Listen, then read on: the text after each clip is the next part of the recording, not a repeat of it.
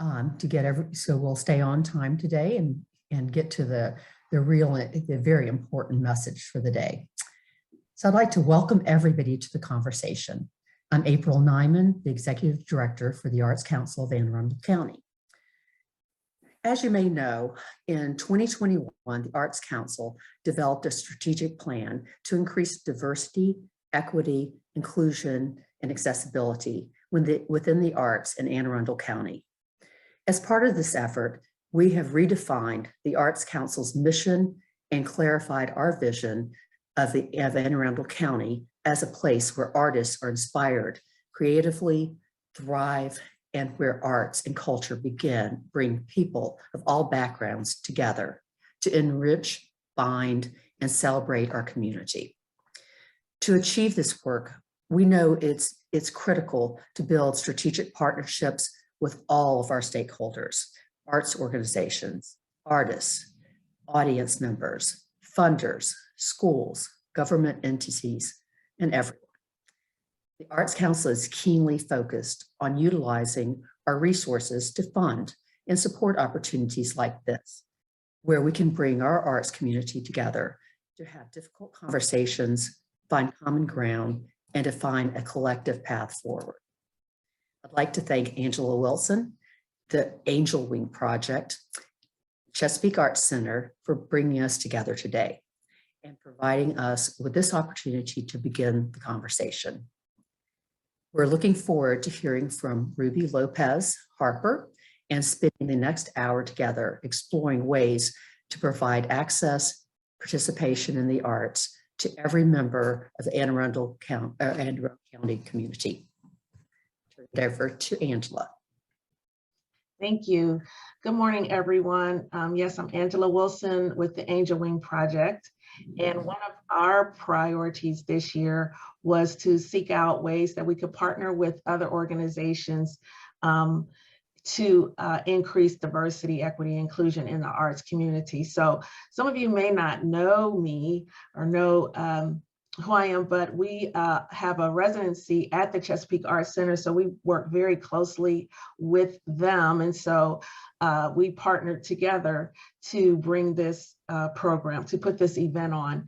And so we also we did a survey that as well, just to get a starting point, just to hear and understand in our community what people were interested in doing, what they felt like they needed help with, in getting started on their work or furthering the work that they're already doing. So I have a very short presentation regarding the results of the survey that I'm going to share. And then after that, we will go ahead and hear our guest speaker for today, because she's much more interesting, I'm sure. But I'll share my screen and just go through these slides with you just to get an idea of what we collected. So can everyone see the slides? Yes. Okay. So this survey, out of all the organizations, we probably had over 30 respondents to the survey, which makes it a valid survey. So I'll just go through some of the data, and it's very summarized, but if you want to get more detailed and drill down, just let us know, because we have the data, the raw data. Okay,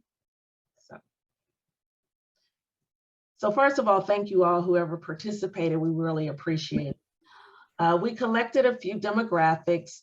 So out of the respondents, we had basically 28% were independent artists, 67% arts organizations, and around 6% were affiliated with an arts organization.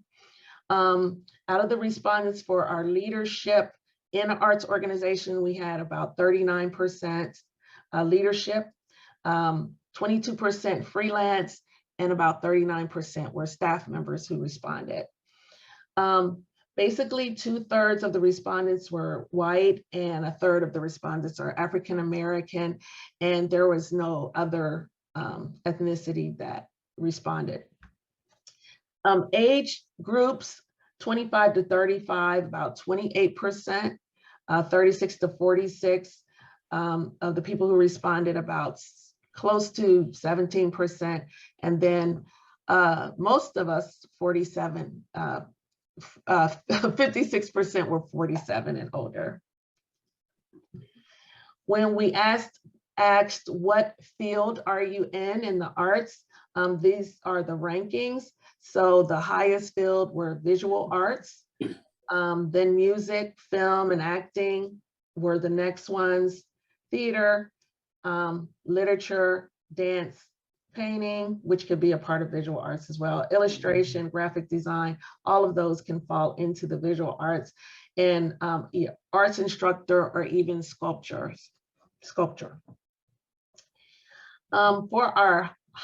According to the questions, our highest level agreement were in the following questions or statements. Diversity, equity, and inclusion are valued at our organization. We are intentional about making sure everyone feels welcomed and valued. Our procedures, policies, literature, facilities are designed so that the diverse groups can access our arts activities. So these were agreed or strongly agreed questions or statements. The lowest agreement was our leadership team is diverse and our staff is diverse. So both of those got the lowest. It was either a disagree or strongly disagree. Highest agreement, or we have an interest in working with more diverse groups of people and have an interest in presenting art to more diverse groups of people. And the lowest agreement for that question, that we regularly participate in arts activity with diverse groups of people. So that was the lowest. The question, I feel our biggest challenge as it relates, this is just a visual of that, but I'll give you a breakdown of that because the other category is the largest category. So the other category, perception of the internal organization, working with diverse artists, intentional outreach to diverse communities, offering opportunities that reflect various cultures, funding and recruiting diverse board members. So these were some of the challenges that were listed from the respondents as their biggest challenge. So these are some of the conversations that we can have moving forward and help each other with, or partner to present various art to other communities. So just to summarize everything, basically arts organizations agree that DEI is an important focus.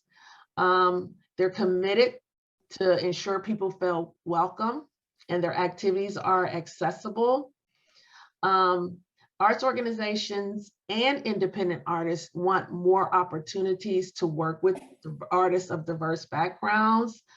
It seems to be a strong agreement that leadership at arts organizations need to be more diverse.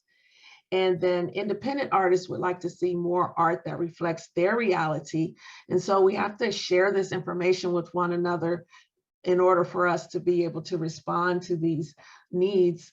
Arts organizations, they're looking for more activities that reflect diverse cultures.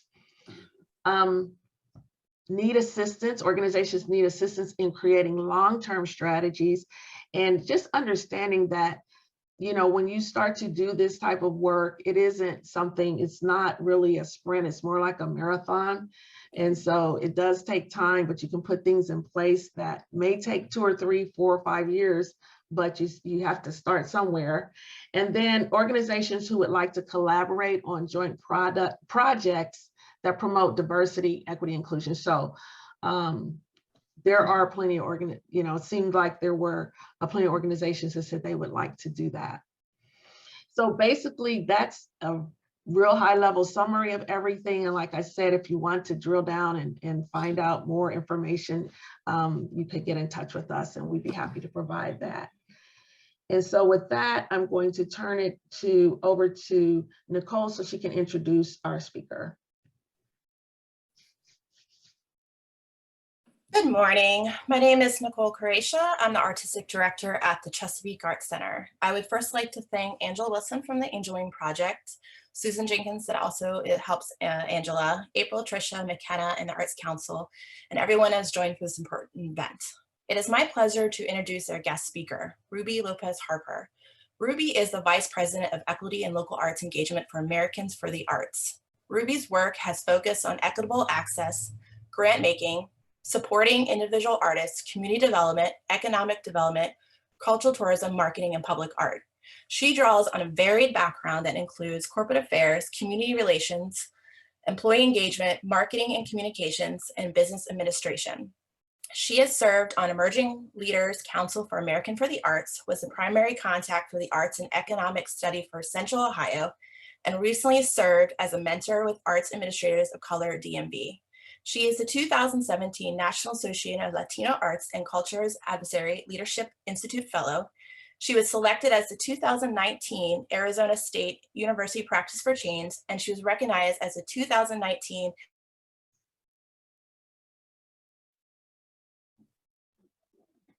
Uh-oh, she froze.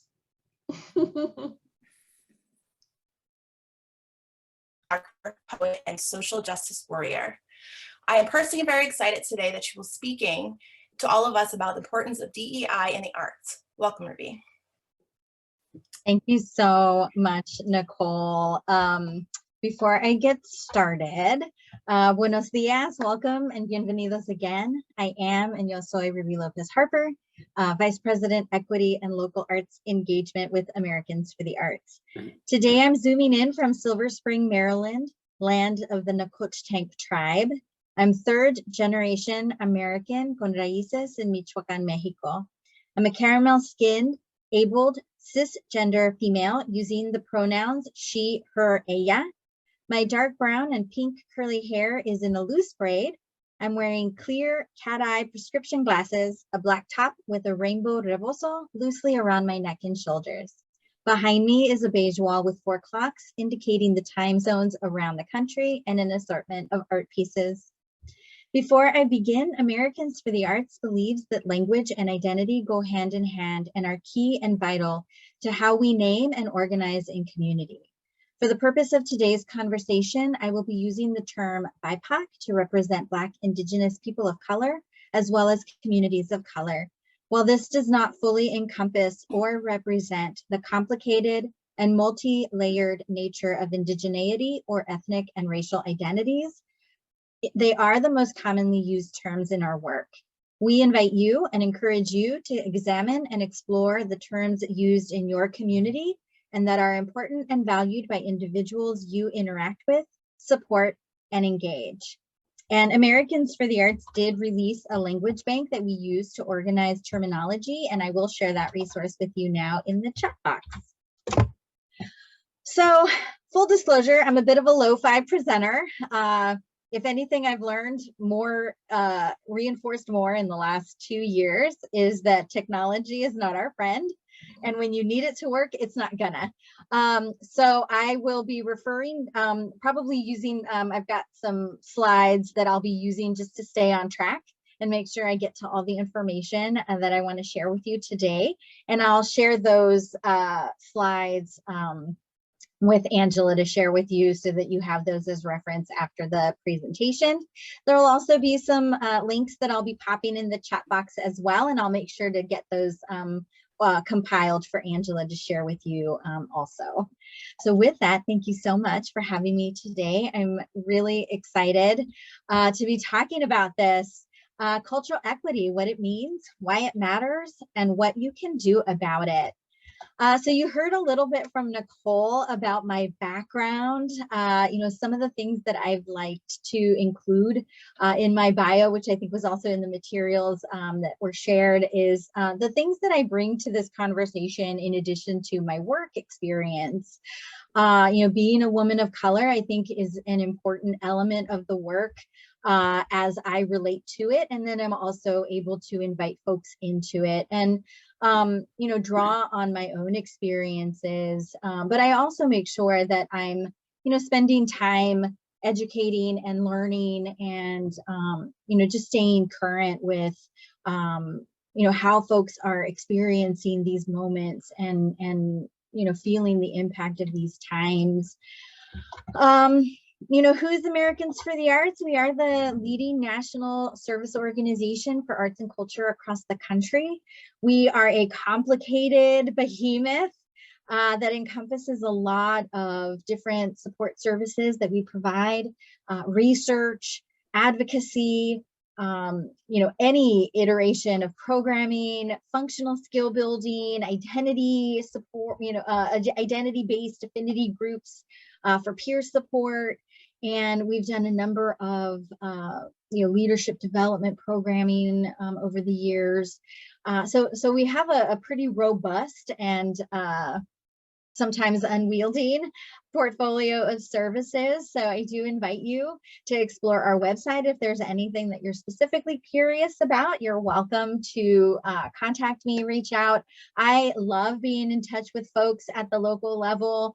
And it gives me such insight to the great work that folks are doing and have continued to do in support of their community, even in the before times, but even more so in the last 2 years that we've been experiencing the pandemic. What is cultural equity? The Americans for the Arts embraced early on this broad kind of umbrella, but equity leads to inclusion, diversity leads to inclusion, leads to equity. Diversity equals representation. Inclusion equals intentional engagement. Equity is action for fair treatment, and it cannot exist without inclusion, which cannot exist without diversity. So it's really this symbiotic, one kind of can't be without the other, but they all manifest in different ways. I'm going to put our cultural equity statement in the chat box for y'all. I'm not going to read it, but I do want to talk a little bit about the philosophy behind it. As an organization that serves a national constituency, it has been important for us to understand what the vastness is that communities are dealing with in terms of equity, social justice, racial equity. How are all of these factors manifesting? And realizing that as a national organization, we have priorities. But in order for us to be able to connect with communities around the country, it's really about this expanse and being able to say within cultural equity, all of these things exist, because in some communities, they're going to manifest in different ways. We know there are communities that are predominantly white and struggle with different equity factors. Yes, we're all dealing with racial equity issues, but communities are also dealing with socioeconomics. They're dealing with, gender parity. They're dealing with age. They're dealing with, sexual orientation. They're dealing with communities with disabilities. There are so many elements that to single one out also means that the other groups don't get any visibility, and it may, in some instances, limit our ability to engage with communities that may have to start an equity conversation from a different angle.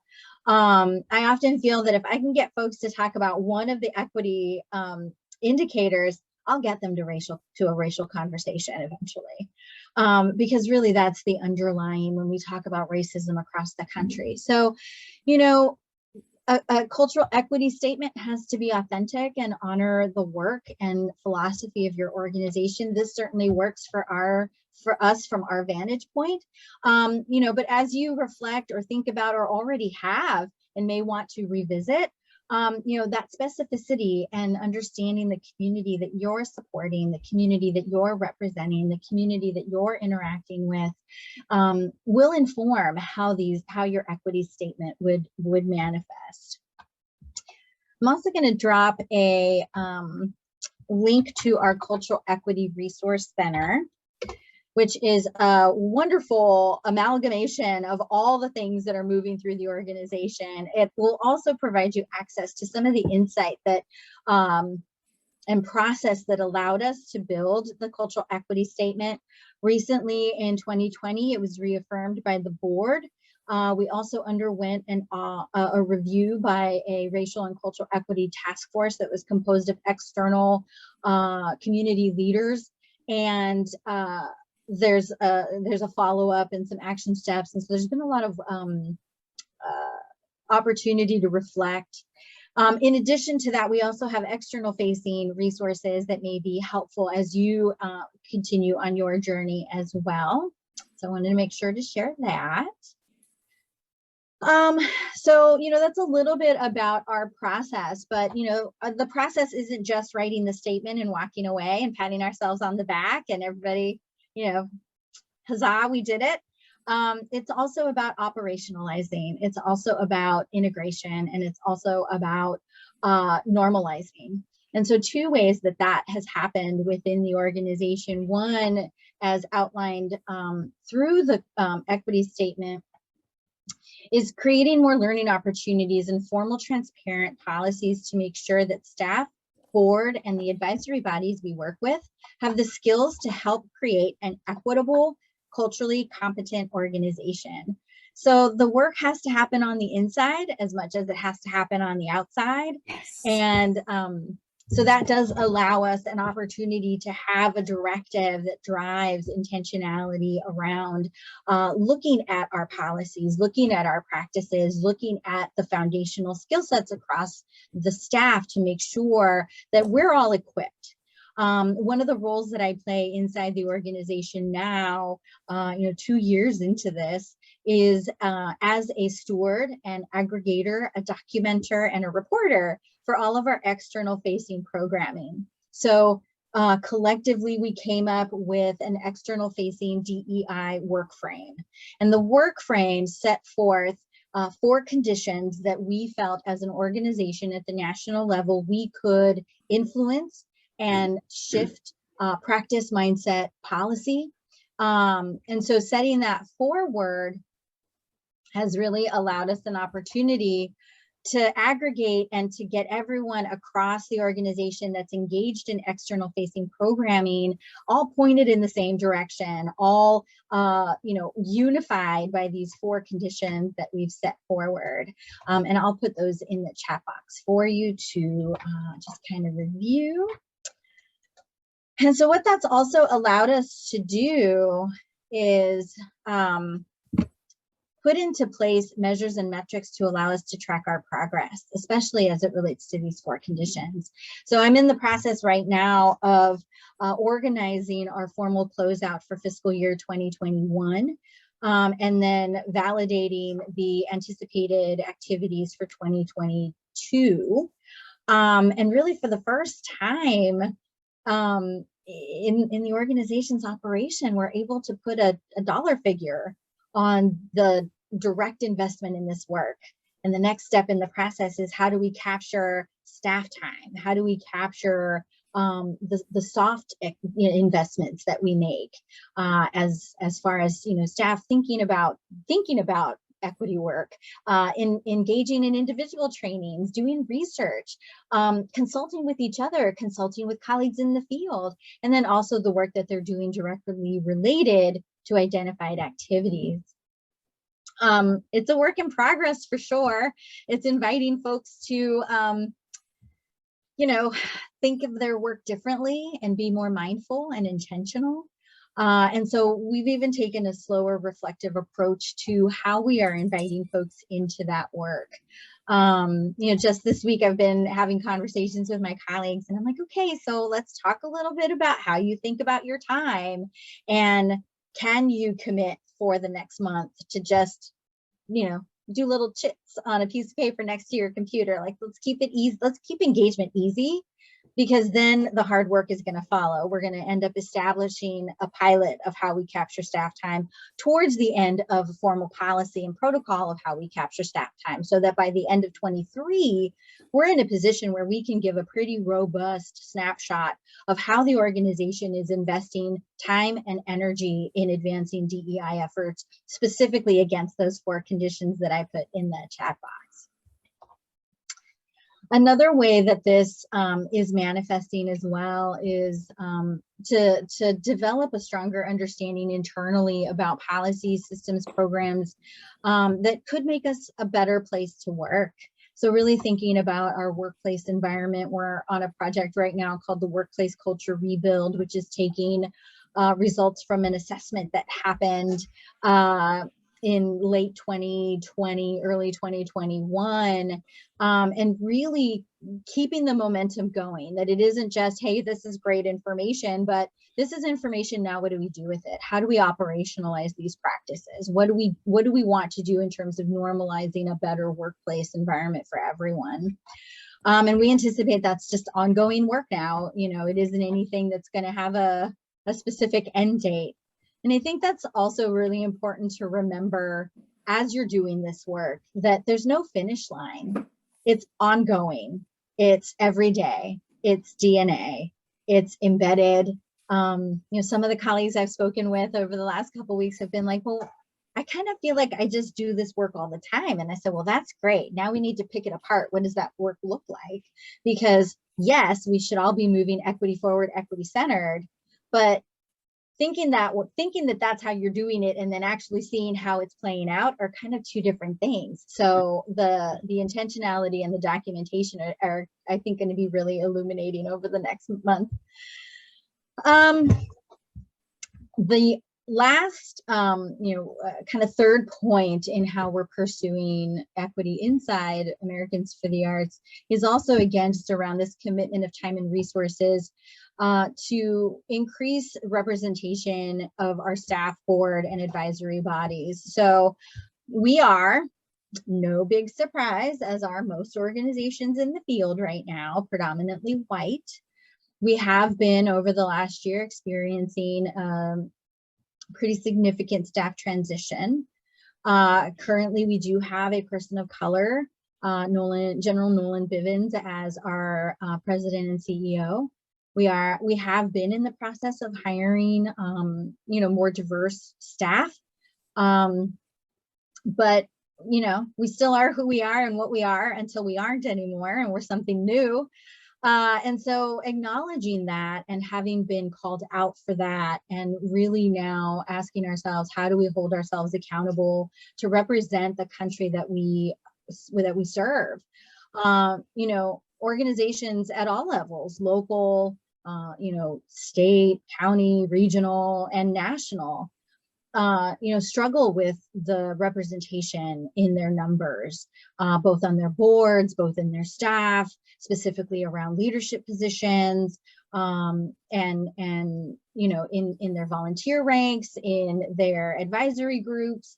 It's, again, just ongoing work. But I think the thing that we have found that's been really interesting is slowing down long enough to allow us to ask the questions that need to be asked.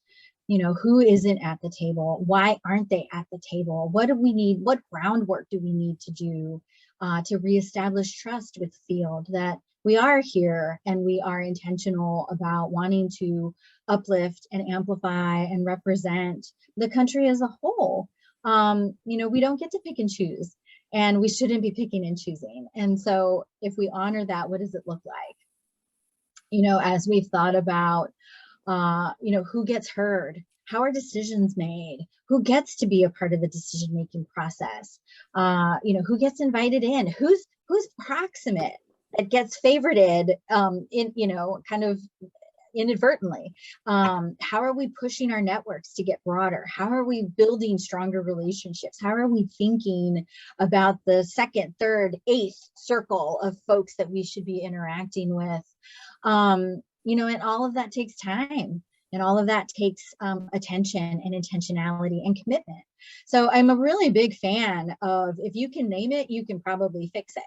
And so to be in a position right now where I can name things, in support of the work that my colleagues are doing, or in support of the philosophy and the value system that the organization has committed to, has been really exciting, terrifying, and but also really motivating, because we're in a position where we can activate this change, and it isn't just talk or reflection or navel gazing. It's taking some steps and making some mistakes and learning and moving.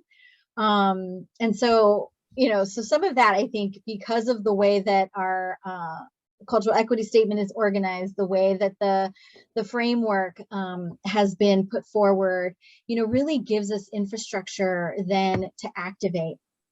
So as part of the DEI work frame, there were several behaviors that we committed to embodying. I'm going to put them in the chat box for y'all. Thank you. And I'll start by saying that some of them really were about reflecting back to the field what we had heard. So embracing a listening and service mindset as we use our voice to lead the field. A lot of organizations like ours can be very paternalistic in how we talk about the work that we do and how we talk about the work that the field does. And it doesn't have to be that way. And what happens when you speak from a service mindset? What happens when you step back and amplify others forward? Transparency and clarity about the things that we can and cannot be responsible for fixing. I think there's always a lot of expectation on organizations, especially around DEI work, that we in our totality are a silver bullet for systemic change. And we're not. We're part of a community, and the community is responsible for that change to activate. We can amplify, we can mobilize, we can organize, we can climb to the top of the tallest building and shout. And without support, without numbers, without movement, without, it isn't going to happen. It's not sustainable. And so we have to be honest as an organization, what we can and can't do. And then where we cannot, really find ways to either strengthen existing people that can, build bridges for the folks that, may already be in that space, or offer, some type of, underpinning that allows that to still be, even if it isn't us forward. Being forthright in the things that aren't working and pushing everything to be more inclusive and equitable. Over the last year and a half, and kind of having the luxury of being the head of the department that I work with, really saying just out loud, there is no other practice outside of equity-centered and equity-forward practice. So we will not be producing anything that isn't in that lens. And if you say that it's best practice, I'm going to fight you on it, because it can't be. If it isn't equity-centered and equity-forward, it is not best practice. And that's been really empowering for the group that I work with as well, because it gives them a directive and a lane to be in and to feel validated for thinking about the work in the way that we're thinking about it. And that has permeated into other conversations around the organization as well. So, some of these things, like I said, if we can name it, we can do something about it. Prioritizing systems change. We are not a local organization. And because of that, we have limitations, but we also have benefits and advantages. So if we think about systems and what we can do in terms of driving change inside systems, that's probably our best space to be in. And focusing on groundwater, supporting the fish. So there's this great analogy about where things go wrong and where your energy is best spent, and trying to navigate into that. So you're walking along the river and you see a fish go belly up, and you want to scoop up the fish and be like, oh my gosh, something's killing the fish. We need to, we need to fix this fish. It's sick. Okay. But then several more fish go belly up. Oh, there's something wrong with the river. We need to fix the river. Let's do a cleanup. Let's do all these things. And it doesn't fix it, right? Then stuff starts going wrong downstream and stuff's going wrong upstream. And so really you have to fix the groundwater system that's feeding the river in the first place. It's then killing the fish. The fish are individuals. The river, the downstream, the upstream, those are the organizations, but the groundwater is the system. And so depending on who and how you're structured and what your focus and audiences are and what your reach is, you're in there somewhere. And then really deeply moving into that space. So for us, it's really about looking at the groundwater. It's looking at the system itself. In the arts and culture sector, the system is local arts agencies. That is our infrastructure. And so that's where the dominance of the work that we're engaged in really looks to in terms of systemic change. And then, obviously acknowledging that we are in a pandemic and probably not getting out of it in any substantive way anytime soon. I think we are migrating towards a new kind of normal. But, that's going to take years to stabilize. And, we really have to take that into account as we're thinking about our equity strategies and tactics and practices and policies. And then making sure that we're sharing the learning, that we're not keeping all of that great information to ourselves, that we're sharing that with the field so the field has access to resources to do better work themselves. Whew. And I just see that there is a question in the chat box. So I'm going to take a hot second to slow down because as you can tell, I get really excited about a lot of this work. So I'm going to look at the chat box for a quick second. If you do have questions, just drop them in there. Regarding recruitment, can you share about how you went about recruiting your current leadership team? We want to ensure people stay away from quotas, but are looking for capable people regardless of cultural backgrounds. And someone also asked if you could break down the meaning of microaggressions. Oh boy, okay. So recruiting. Nobody has a great process because I think we're all learning and trying to figure it out. But I'll say this, what we have learned is that if we do it the same way, we're always going to get the same results. And we have a predominantly white followership. And so when opportunities are communicated out, it goes to a very specific audience. And so some of the work that we've been doing has been over years building relationships with affinity-based networks to make sure that we are able to share opportunities with them, to share with their audiences. And when I talk about like, who's your second network, your third network, your eighth network, those are the folks that end up getting drawn into that, right? That like, if you're only relying on your white leadership to share opportunities, you're only going to get a white network. Really, looking to folks, like me, I have a completely different network than my former boss did. And when we had that conversation, we kind of laughed about it, but that's the reality that like, when you're trying to get to different people, you have to develop relationships with different spaces. The other thing that I find is really important, and this isn't about quotas, but salary transparency. I cannot stress how important it is to be transparent about the salary.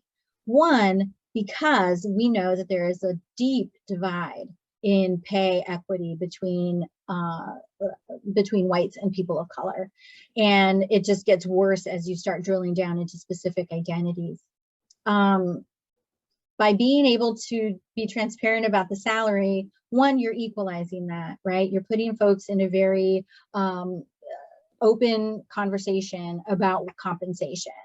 And sure, it might cost you a candidate here and there, but you're not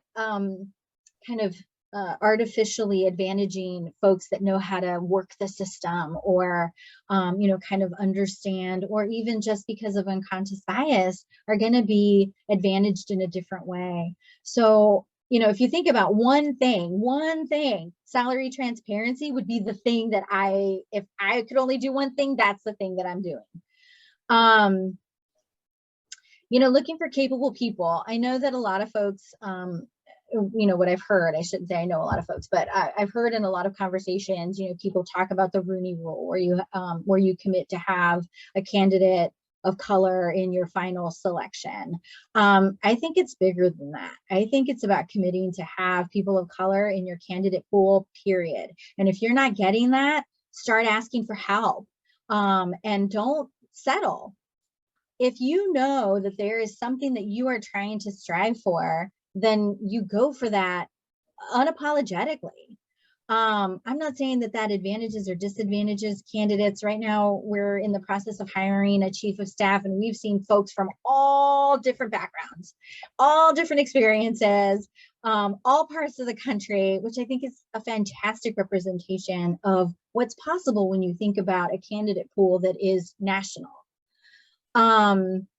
You know, there's always folks in your community that you can connect with. And I think if you as an organization are authentic about your efforts, they'll help you. But if you're not, don't expect them to, right? Like, we have to be honest and committed. It's not performance anymore. There's just no space for that now. Oh, microaggressions. That one's a toughie. I'm going to give you some real basics, and then I'm going to tell you, go do some Googling, because there are a lot of resources out there. There are a lot of trainings. And if I have a minute, I'll dig some stuff out and send it to Angela to share. Microaggressions are typically behaviors that people of color experience related to our racial identities. So my experience of them has been, what are you? Who are you? Human? Because I know what you're asking me. What are you? No, really, what are you? No, really, I'm human. How about you? Or I've gotten a lot of, you're so exotic looking. Am I? Am I really? Like what? Like a panther? Like a parrot? Like what does that mean? There's also been the assumption that I speak Spanish because I'm Mexican. I do. You don't get to assume that. You know, there's different experiences for different racial identities. And I think the thing to think about when you're thinking about microaggressions, it's also in power dynamics. You know, when somebody who is more junior than you says something, you know, making sure you're not discounting it, making sure you're not rolling your eyes at them.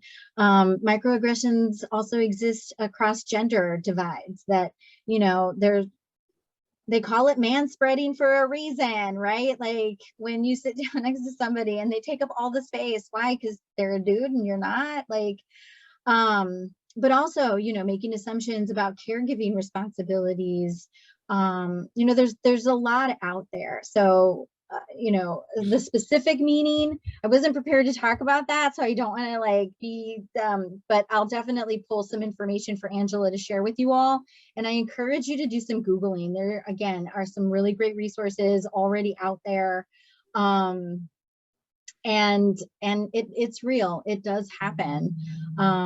You know, there's even just basic, I mean, that's just workplace. Like I was at a store and I was dressed in my sweats and somebody came up to me and was like, can you tell me where that, or my favorite, I was at a hotel. I was standing outside. I was dressed and a woman walked up and didn't even look at me, just handed me her keys. I'm sorry, what? And I like handed them back and she was like, aren't you the valet? And I'm like, do I look like the valet? I have my, and that was like a minute. That was a hot minute for me. I was really like, I can't, I am this years old and this is happening to me. Like, huh. So it happens. It's real. I'll get some deeper information, do some Googling. I hope that's helpful. I want to just double check. I think I'm almost, oh, okay. So we've talked a little bit. I've tried to weave the what you can do about it into some of the examples that I've shared and just also the experiences that we're going through. What I do want to share, you know, kind of before I close is, you know, there are some questions that you can ask. I get a lot of questions, you know, aside from, what's the work? There's no aside from. If you think aside from, then that's the work. Like, that's where you just got to start. You know, increasing representation is the lowest bar in a lot of cases, because that's some hard data that you can access and understand. Those are some questions that you can ask yourself as an organization. Why isn't this group showing up for us, or showing up with us, or showing up? Why aren't we showing up for them? Like, ask yourself these questions. Use your census data. All of that's, you can, I usually try to Google the spaces that I'm in to get a better sense of, like, oh, you have a 27% African-American Black population. What does that mean for you? Or you are 98% white. That means a whole lot of different things for you. But don't be afraid of your data, and use that to understand that that's one lens, right? Then there are communities with disabilities in every community that is almost singularly invisible. There are different ways to think about how you invite, engage, and interact with your community as a whole.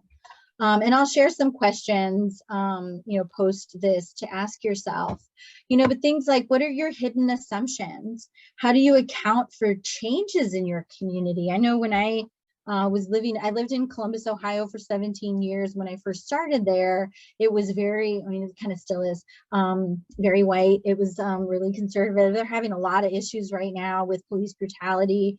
But over the years that I was there, what I did see that was a significant shift in the demography of the community was we were the second largest Somali population when the refugee experience, when the diaspora really hit. Outside of Minneapolis, we had the second largest population of displaced individuals. That meant a whole different way of thinking about our programming, our outreach, our communications, the relationships that we didn't have that we needed to develop. And so, there's things like that that you can ask yourself and test it, keep testing it, right? Americans for the Arts has been in existence over almost 60 years now. There are things that when I walked in 6 years ago, I'm like, that's some deep mythology. Can we ask a few questions about that? Like, when did you decide that that was the thing? And is that really still the thing, and the way the thing looks like 20 years later, right? Like, it's time to start reflecting on that, on the mythologies that we have told ourselves and the absolutes that we've accepted in our practice, in our organization, in our focus, that may not be real anymore. So there's ways to push that. Right now, especially with the shift in access points, how people are interacting, experiencing, connecting, consuming, that has to change, and has changed the way that we define community. So what does that mean for you now? And what does it look like if you are equitably engaging everyone? What does even equitably engaging look like for you? Like, there's a lot of foundational questions that, again, if you can name it, you can operationalize it, fix it, address it, and kind of move forward. So I will get all of that, I know it was a lot, all of that over to Angela. The slides have a lot of the information that I shared. There's a few, as I said, links in the chat box that I've shared. I'm going to go ahead and close and see if there's any other questions that you all are curious about, and say thank you again for allowing me to share space with you today.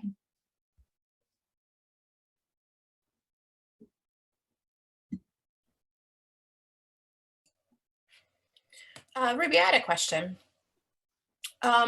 With connecting, we talked about the organizations, but how do we connect with the outside, our patrons who have not seen the organization in that light, as we are shifting, and how do we connect in general to get people to trust? Oh, well, I think the first question is, how do you get people to trust, right?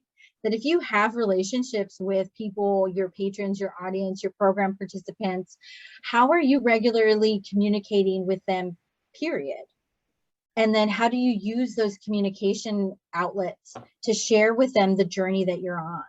How are you using your website? How are you using your opening remarks? How are you using your monthly newsletter? Where is this manifesting in your subscriber announcement, your season announcements? You know, even in the way that we've been thinking about how we are putting this present, right? That in a recent communication about some changes that we're making to a program, you know, we embedded the language bank kind of qualifier that I opened with to let folks know the words we're using are intentional, and where they can go to get more information or more support, right? So I think it's about inviting people into the conversation and then keeping them updated on the progress that you're making on your journey. You know, some folks have annual open meetings just to kind of, you know, get a sense of how the community feels about the things that the organization has and hasn't been doing. It's hard because I think it puts us in a position of being vulnerable, and nobody likes that. But that's the authenticity of the work. And I think that's the commitment to doing better, that if you can be open and vulnerable, people will be compassionate. And then you have to do the work, right? You can't just be like, hey, let me know. Oh, we'd like you to fix this. Okay, great.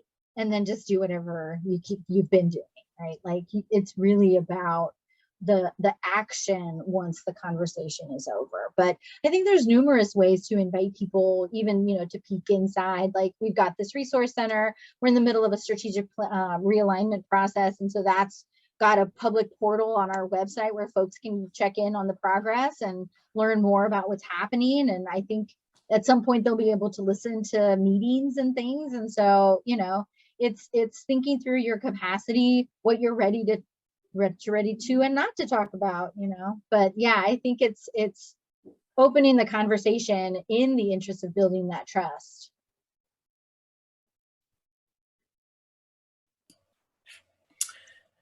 Does anyone have any other questions? Because I know we're almost at our hour. Just wanted to, if you want to put it in the chat.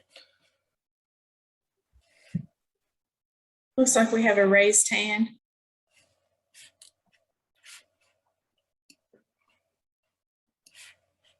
I don't see anyone's stuff. This is Ginger. Mhm. So you're hiring and you want to increase the diversity of your staff. And during the interview, the person legitimately says, so are you hiring me because I'm a person of color? Well, you know, what's the answer? I mean, what's the answer? Yes, though? you are. And Are you? Is that the only? Okay, so no, it's not the only. Little bit of tough love here. What is the answer? Like, no, you're not hiring them because they are whatever ethnicity they are. You're hiring them because they're the most qualified person. And if that answer did not roll off your tongue, you got some work to do. I mean, I'll be honest. Even the hesitation was problematic, right? Because then you have to ask yourself that, right? It isn't about, I think, you know, ultimately we all want, I'm a person of color, but I don't want to be brought in just because I'm Mexican. I want to be brought in because I am the rock star that you saw in a pool of 75 people. And if I ask you that question, that is the only answer that I want. So, but I mean, since everybody in the world is trying to get people of color on their boards, in their staff. Yeah. Yeah. So the other thing I'll push too is, if your organization doesn't have a sense of why it is caring at all about representation, there's your other problem. Mm-hmm. Because you should be able to say two things then, right? One, we're hiring you because you are the best qualified candidate. You bring exactly what we're looking for, and we are so excited to have you become a part of this organization. And we, like every other organization, is working on doing better. And our commitment to increasing representation in our leadership is this, and this. You can go here to see it. It's not this weird unspoken just get it out in the open, be honest about it, be clear about it. Because I think even in that clarity, your strategies, tactics, movements, and language will shift. Mhm. Okay, thank you.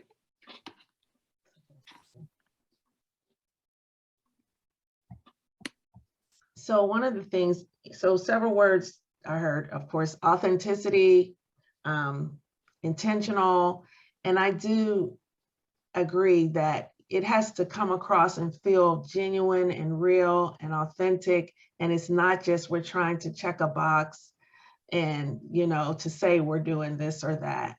But, and the other thing about making mistakes and trying again and trying something new and trying something different, I think all of those were really, really excellent points, you know, because, and understanding your why is, it's just huge, you know. So I really thank you for bringing those things out, because sometimes I've seen it done in organizations where it's like we're checking the box. Now we have this many managers and we have this many, you know, and it's not about that. It's really about having a better organization.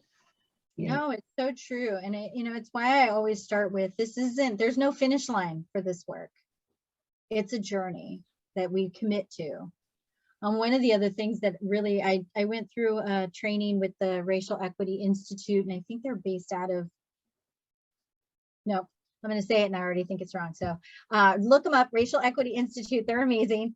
And I went through a 2-day workshop with them around, you know, the history of this, right? And I think the thing that really stuck with me is that inequitable systems will work to reestablish themselves even when they've been mitigated.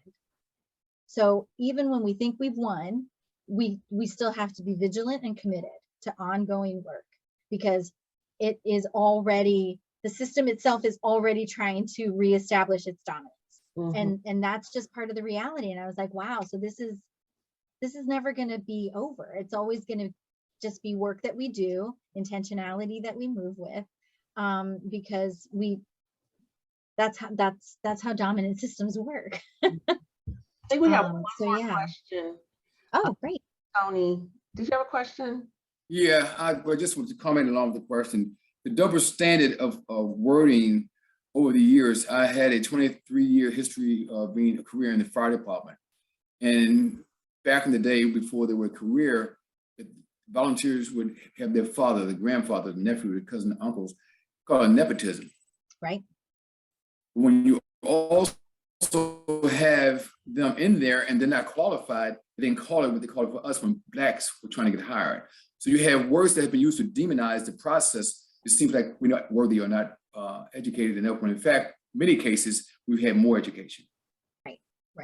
Right, absolutely. And there's another movement in all of this as well to try to equalize, I think, some of the barriers, right? So folks with higher education degrees have different access than folks that don't. And so there's also been a movement in hiring processes to reconsider and recalibrate the way that we value education and experience. And even in our organization, we've almost completely eliminated any requirement for a level of a degree for any of our positions. Not to say that it's not appreciated, and in some really specialized spaces, a certain level of degree is helpful. But it's super tactical and super specialized. But you know, it is another way to open access to these positions. If you only require your coordinators to have a bachelor's degree, well, you've eliminated so many people from being eligible because they chose not to, or didn't have resources to, or whatever the decision was. It's none of our business. It's their decision. But that decision shouldn't disadvantage them or exclude them from access to positions that are meaningful and stable, and could be, again, you know, kind of the entry point into a broader, deeper, longer career track. Because I think about it for myself, I have an associate's degree. If my organization required a degree, I wouldn't have my job right now. So with that, and we could go on with this conversation, with these conversations, because they are so interesting, not just interesting, but they're just necessary. So we can just have a better understanding. But we want to thank you so much, Ruby, for being with us today. And I just want to thank the Arts Council for helping us reach out to everyone, and also the Chesapeake Arts Center. And unfortunately, we're out of time, but all of these resources that Ruby shared with us, because it was a lot of information, and so we have captured all of it, and we will be sharing it with everyone. And also we'll be sending a post-event survey for everyone to fill out, just to understand what are some questions you have and how do you want to move forward having these conversations. And thank you so much for just igniting a spark in us. We really appreciate you being here with us. So thank you again for having me. It's been such an honor. And as I said, I'll get all of that organized and sent it over to you, Angela, so you can share with the group. Thank you so, so much. So thank you everybody for just taking this hour out of your day to have this conversation. And we'll continue to have ongoing conversations. And thank you so much for coming and your participation.